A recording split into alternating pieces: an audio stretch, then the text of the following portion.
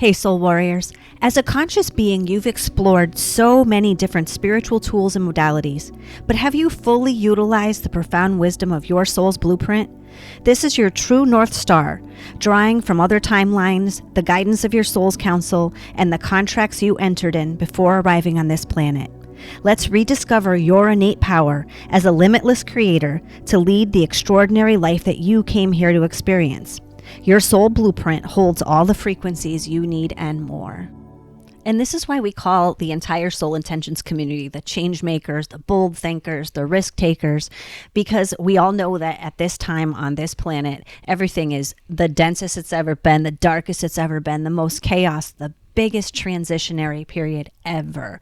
Yeah. So you are a true badass for choosing to come here at this time. So really recognize yourself and take that in as the immenseness of coming here during this time.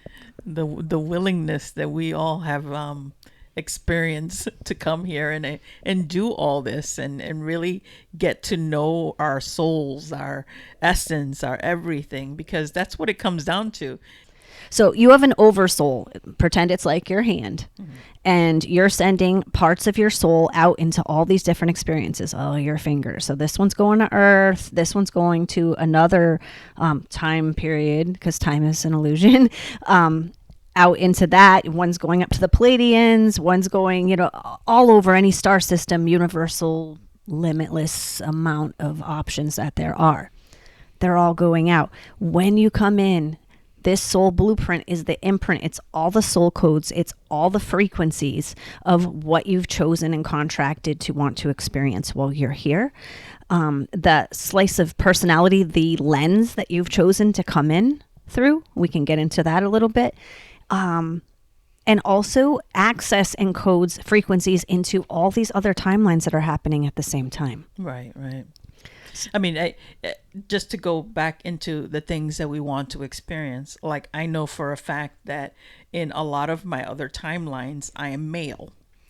And in this timeline, I'm a female. So I'm learning what it's like to be a woman. Mm-hmm.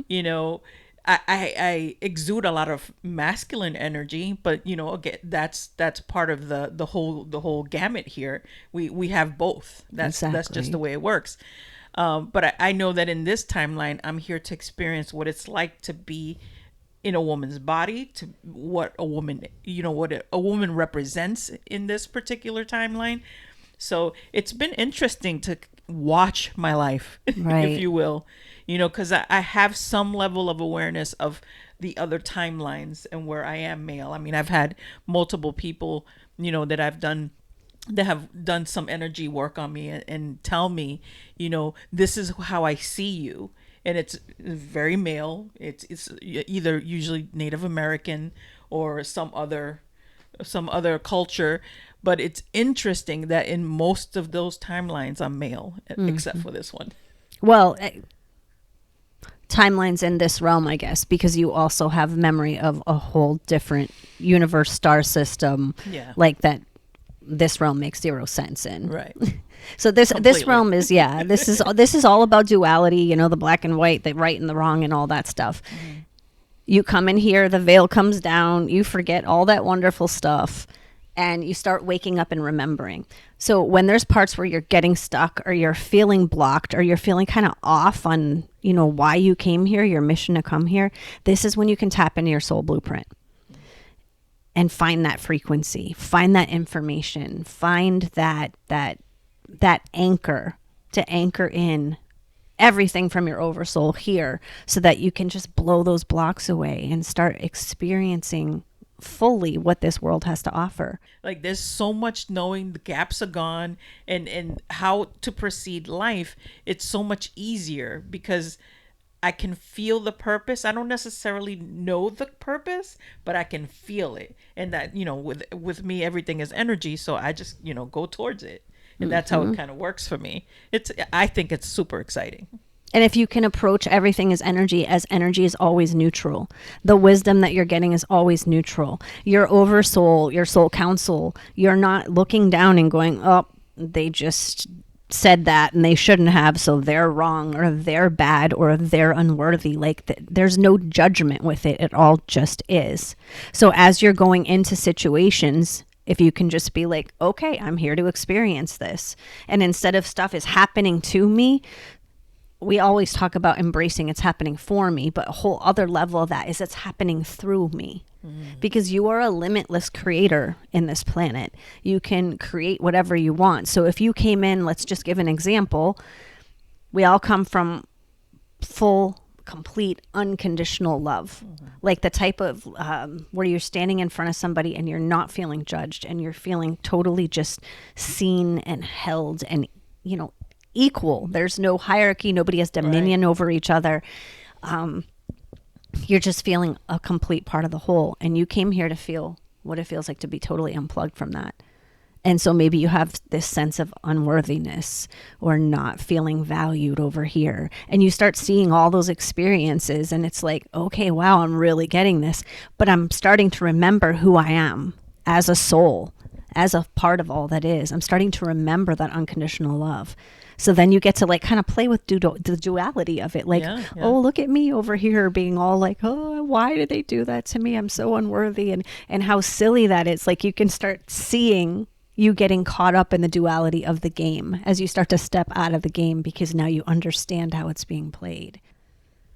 I think the stepping out of it is such a good way to look at it, because when we're in it, we're focused. There is a certain kind of blinders if you will. But when we step out of it, we're able to see the whole picture. This is one of the reasons why I tell you guys, pause, because pausing gives you that ability to just step away from whatever situation, conversation, emotion, step away from it and really see the entire picture. And again, then just get curious about it. Start asking yourself, why am I feeling this way? Why am I acting this way? How does this work for me? But the most important part is to ask yourself one key thing. Is this serving me? Because if it isn't, then clearly it's not serving the things around you either. So if it feels good, that's where you go with it. But like stepping away from it and really taking a look at what's going on in your life at that moment with that person, that situation, that gives you that much more clarity on how to handle it. And if you're working from the place of that your soul blueprint or your soul essence, what can transpire there is endless, really. So fun. Really, really endless.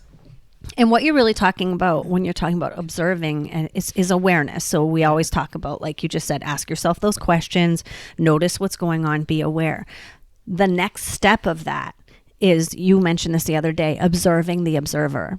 Yeah. So where you're seeing what's going on, you're seeing how you're interacting with it. Now you're seeing your mind remember, okay, I want to ask questions. I'm tapping into my body. What's my body feeling? And you're watching yourself go through that whole process. And then you're just sitting up here like, wow, look at that beautiful, look at the work happening.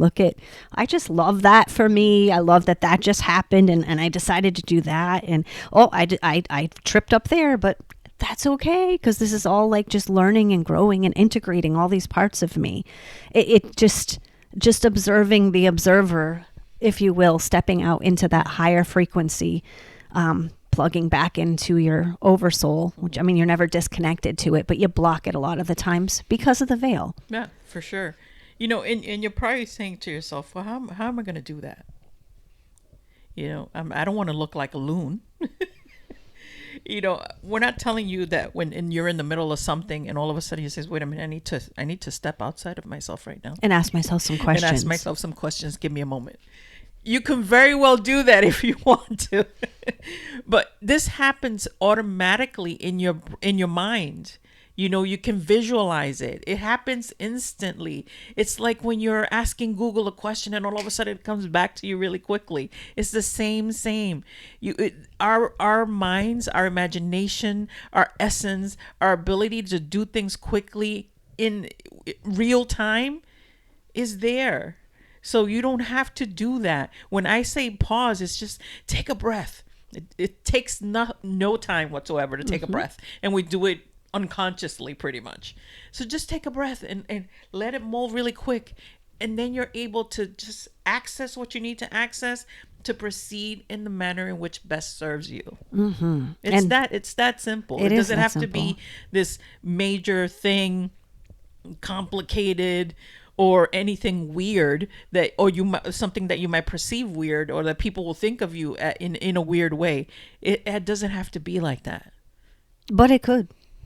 Because I know more. The more I step into me, the more people are like, "You're different." You're like, sometimes not in a bad way, but sometimes just in a like, I don't know what to do with you way, and I don't really care anymore. Yeah. Like, I don't want to be like everybody else. That doesn't feel good. I came here to be me, the special slice of me. Yeah. And when you talk to your spiritual Google, sometimes you're going to get some bullshit answer, and then it's not going to be like what you asked. Yeah. Or it's not going to respond at all. I've had that happen to me with Google too. It's the same thing, because that veil, like say it's, fabric, and you have all the different threads of it. And when you're just starting out with this, you're just like pulling on random threads, and it's really tight until it starts to get unraveled, and you get that one thread that just, pulls up the whole line of things. Yeah. Like, that's where you'll eventually get to, the more this becomes your norm. Yeah. So if you're just like asking questions and getting crickets at first, that's normal. That's fine. If you're like, I didn't sign up for this. I didn't make any sacred contract before I came here to be treated like crap. That's your veil. Yeah, that's your veil. Yeah. Like, this experience is coming in because you're playing in that frequency right now. Good news, free will. You can choose to change it anytime you want. Right. Again, it takes practice a lot of times, because we are really super conditioned in beliefs and all that other stuff we're buried under, totally recognizing that. Right. I mean, we've come across plenty of people who literally will say to us that they'll figure it out next lifetime. Yep. Or I'm tired of trying to figure it out, so I'm just not coming back. I'm done. I'm just going to be done, and I'll come back. And that's perfectly all right. Maybe that was what you came here to simply experience, to just be done. To not do the work in a lifetime. Right. And to be completely under the spell of this planet and, entrenched in duality. Right. And the beauty about this is that it doesn't have to feel bad or wrong. That's what works for you.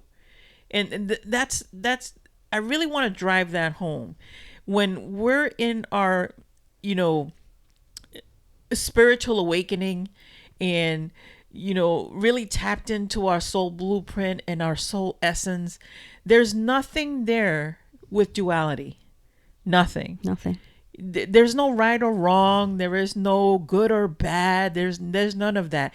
The simple thing is what is. And if that what is exactly what you're doing, then that's what it's meant to be. It's perfect in this moment. Exactly. It's perfect for you. That's all that matters. So when we get into this, game of right or wrong or whatever the case is, it creates a resistance. It creates a roadblock. It creates all these different things. And the ease of living your life becomes a little bit difficult. Mm-hmm. And that's sorry, go ahead. So it's just a matter of like, knowing that what is what is for you. And that's just judgment, when you're saying, okay, that's good, that's bad, that's right or wrong. So start to catch yourself. Like, I'll notice I'm like, ooh, I'm being judgy right now.